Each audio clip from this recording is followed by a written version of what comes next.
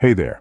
Let me share with you some essential strategies for respecting privacy and understanding gender norms in customer service. We'll dive into best practices and also explore what happens when these aren't followed. First, when it comes to privacy, never disclose personal information to others without explicit consent. That means not sharing a customer's transaction history, PIN, or other sensitive details, no matter how friendly the conversation gets. Always ensure your workspace is secure and confidential, and make sure to use secure channels for online communications.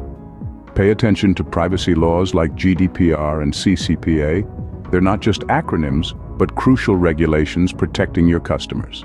Now, gender norms. Be aware of the diverse expectations people might have about communication and service, shaped by their cultural backgrounds. It's vital to address customers in ways they feel comfortable with. For instance, avoid assuming someone's title based on appearance or name. Use neutral language like they, and ask for pronouns if needed.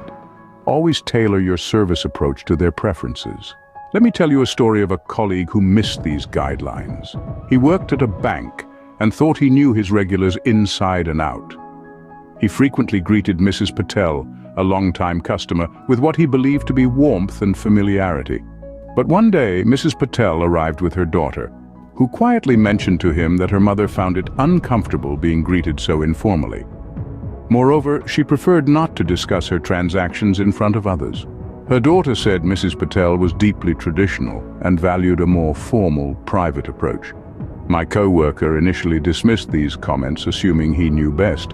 But soon enough, Mrs. Patel became visibly uneasy whenever she entered the branch and eventually decided to switch to another bank that better respected her preferences. The lesson here?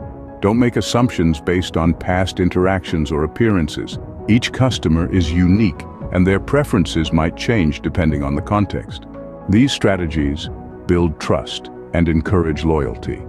They help us provide an environment where everyone feels respected, acknowledged, and secure.